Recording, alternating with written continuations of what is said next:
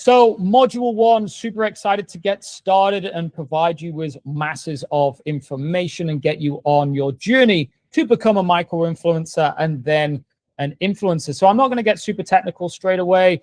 I'm going to make you understand and get the information across in terms of what is a micro influencer and what are the foundations and the stepping stones to getting there as well. You might right now have absolutely zero idea how to become a micro influencer, but trust me, after you finish this course, you will be an expert and you can start getting free stuff and getting paid in months. Trust me, I've done this with many, many people. So first of all, what is a micro influencer? So it's somebody who's got between 1,000 and 50,000 followers. This number can vary. You know, certain people might say it's 1 to 10, but ideally, if you've got less than 50,000 followers, I do class it as a micro influencer. You also need a clear niche and vibe, okay? You're not a micro influencer, or you're not going down that route if you're just posting loads of random stuff. 1 minute you're out with your friends, next minute, you know, you're just posting about gaming, then a restaurant. You need to really understand what's your clear niche. If you're going to be a micro influencer, what do you want to do? Is it going to be lifestyle? Is it going to be gaming? Is it going to be business? You know, and then also choose your vibe as well. People will buy into the specific vibe. Like I have a different type of way that I do content. As I explained in the intro, you know, I like to give a lot of information. I just don't read from scripts. I never do. I don't find them helpful. I use all the information that's in my brain. That doesn't work for some people. It works for other people. So figure out your vibe and try and keep it as personal to you as possible. If you're trying to pretend to be someone else, you're going to find it difficult over the long run. A decent looking profile and content. Definitely. You have to have a decent looking profile and you have to have good content as well. You can't be a micro influencer if when people actually check you out that they're not going to trust what you say just because you've not really put a lot of effort into your profile. Go over the Instagram growth system to figure out how to do that. And you've got to have real people engaging with them as well. So an awful lot of influencers and many people out there buy fake followers and pretend to be an influencer. If you really want to do well in this game, you have to have a real account, okay? You have to have a real account. It has to be real followers, because when you're sending statistics to the businesses, which a lot of them will ask for, if they don't look good, you know, you've got 10,000 followers, but you only got like 5 likes and no comments and no views, then you're kind of just shooting yourself in the foot. So really start with a real engaging audience. You don't have to have a blue tick. You don't need millions of followers, but you do need to look legit. So it needs to look like, you know, a real profile, a real person that people buy into you, okay?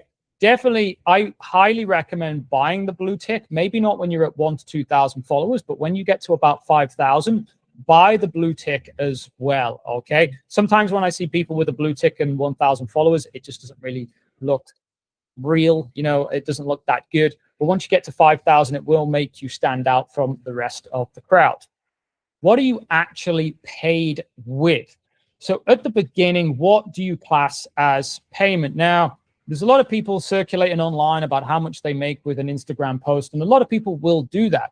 But when you first start out, if you're serious about this, you technically get paid with meals, spa days, gym memberships, hotel nights, etc. Everything that I spoke about before, free products, discount codes as well. If you put your money where your mouth is, discount codes and affiliate earnings can be absolutely brilliant, okay?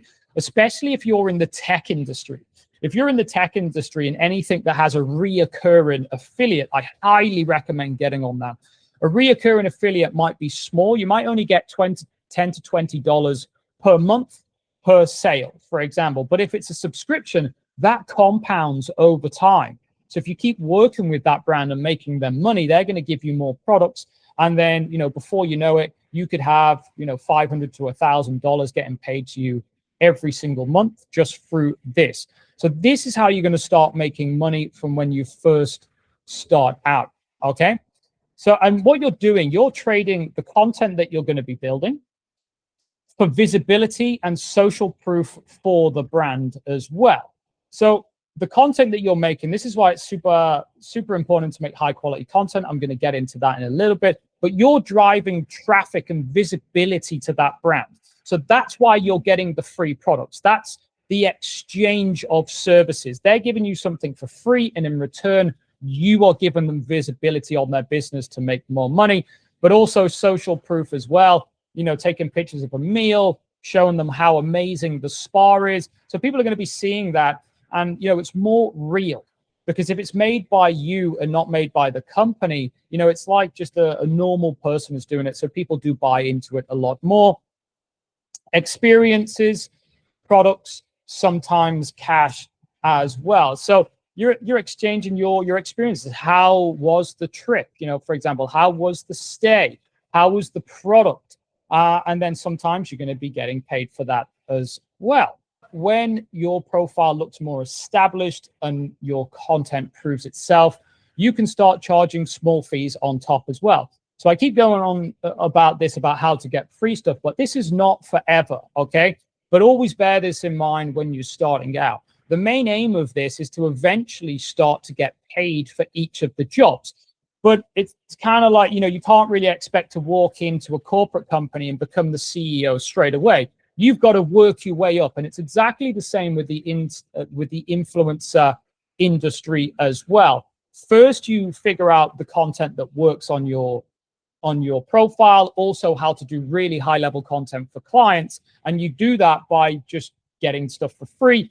Then you start charging on top. Then you move up bit by bit, and this is by building the pack.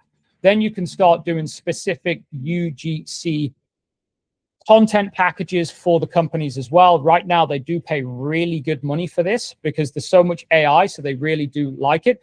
But you're going to have to be very experienced at doing the content first. You know, you can't just expect to be earning 500 to 1,500, for example, before you've actually really done the work and your content is absolutely awesome. So use the free stuff, figure out what works, and when you become a bit more of an expert, this is how I'm going to show you to start making decent money. But in this course, as mentioned, we start with the free lifestyle first. Why brands say yes to small accounts? Now, this is important, very important as well. Why would they say yes to you with 2,000 over someone who's got 100,000 followers? So brands don't just chase big influencers anymore. They haven't done for quite a while, really. You know, this micro influencer thing has been around for, 5-6 years. I've been doing it for quite a while. Big influencers are expensive, so if you think about it, a small restaurant or a new gym, they don't have the capital and the money to be spending on really expensive influencers, but they really might be interested about getting into the game. So by giving them free options, then, it's ideal for them because they're going to get brand exposure for a fraction of the cost of what it would cost for ads, for big influencers or a big marketing campaign as well. A lot of big numbers are fake. Trust me, I've been doing this for so long. So many influencers just fake their numbers, and especially with AI now, they can just fake all the statistics and stuff like this. So people don't always trust the big brands and the big influencers anymore. Micro influencers feel more real and relatable.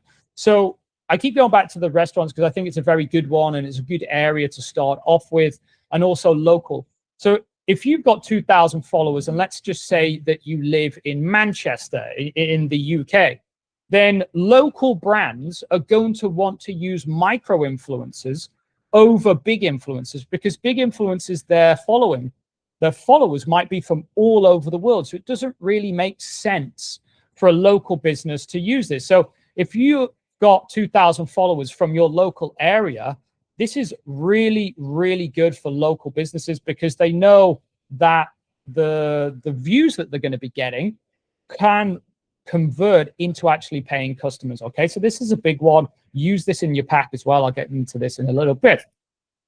You usually over deliver compared to what they give you, and this is massive. Get into your head as well. With restaurants, depending on the restaurant, I have on multiple restaurants and bars in the past as well. Normally you cost it around about, so it's like 30% cost price. So if they give you $100 worth of free food and drinks are slightly different.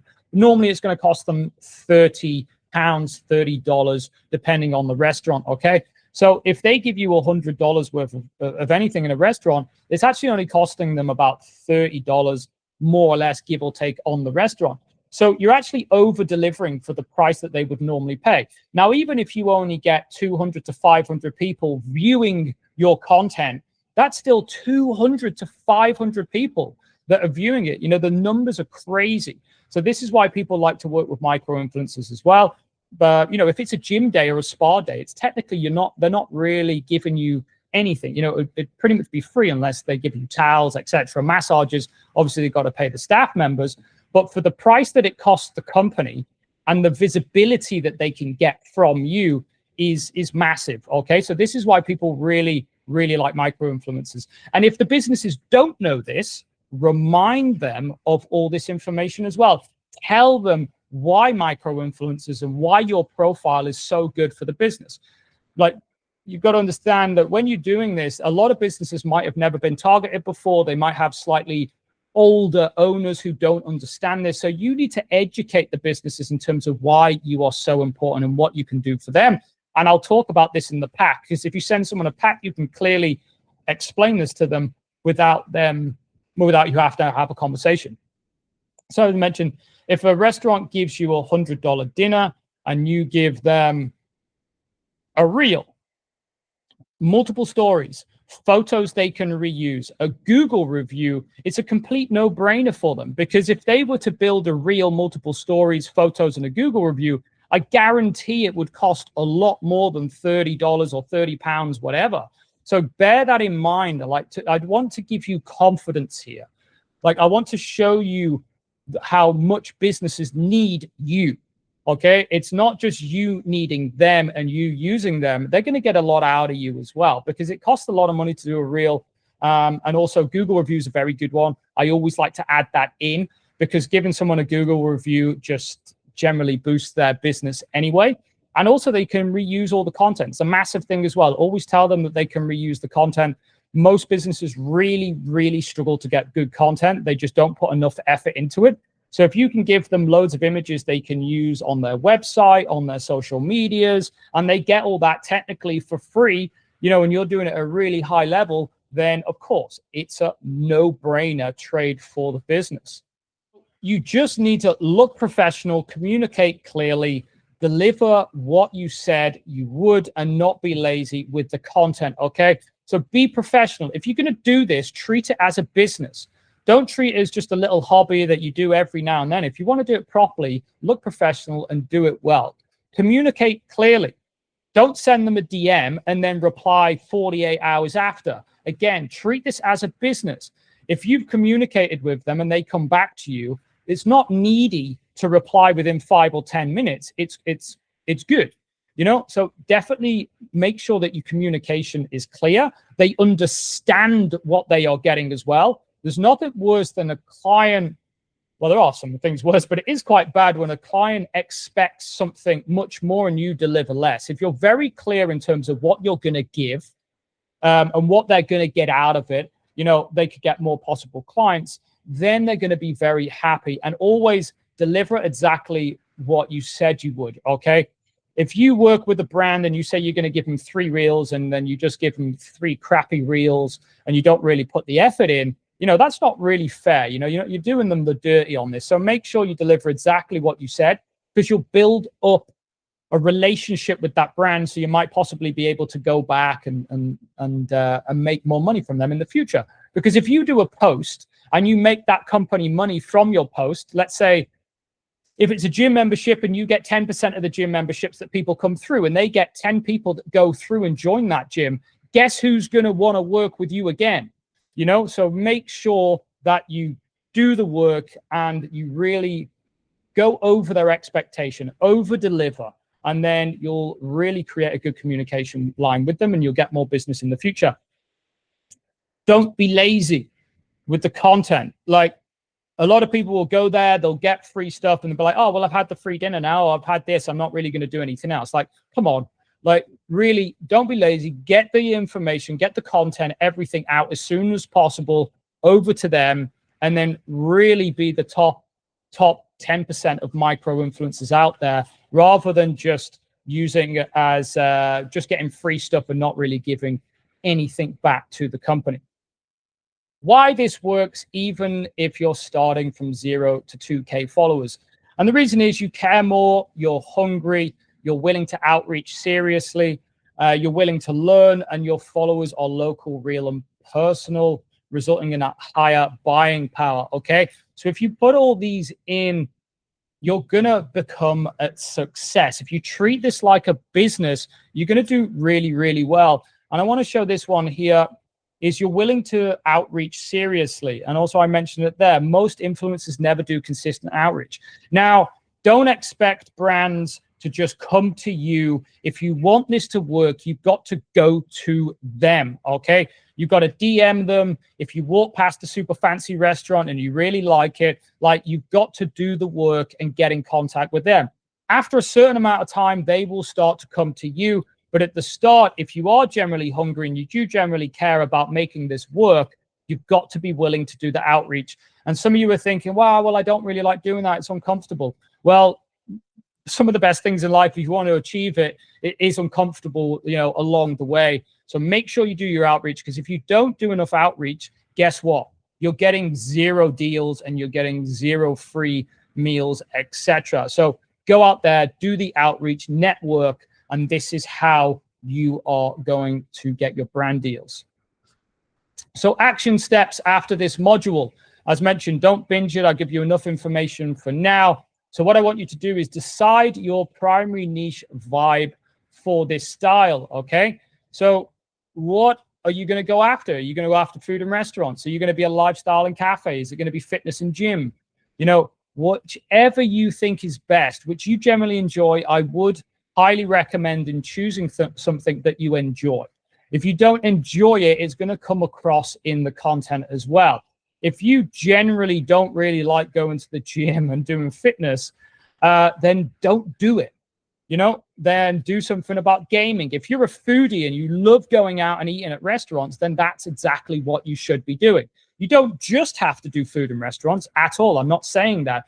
But, you know, it could be lifestyle cafes. You can join multiple ones together, but don't 1 minute be doing clothing, 1 minute be doing family travel, 1 minute be doing hotels. You're going to confuse your audience. They're not going to know what you generally do.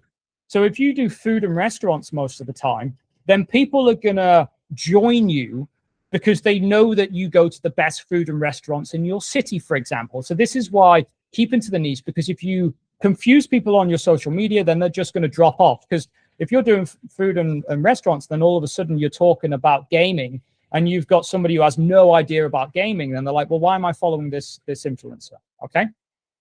So write down what you want for free in the next 90 days. Write it down, okay? Or put it on your phone or whatever. Don't just think about it in your brain. Generally get it down onto paper so then you know what you want. Do you want free dinners? Do you want spa days? You have to have a plan with this. You can't just be going, I'm going to try 20 different things and figure out what happens. Choose what you want and then go after it. It's going to be much easier to get deals, because if you've done loads of brand like deals and you've gone to restaurants, for example, then when people go and check out your profile, these other restaurants, high level or whatever, they're going to see that you've done other dinners. So it's more relatable for them. You know, commit to treating this like a real job for 3 months. I keep saying this as well. Social media is a real job. If you want to make money from it, you can make masses and masses of money out of social media. But if you just, you know, use it as a random hobby, it's not going to work for you, okay? So put these into action, figure out what type of micro-influencer you want to be, and I will see you in the next module for more information.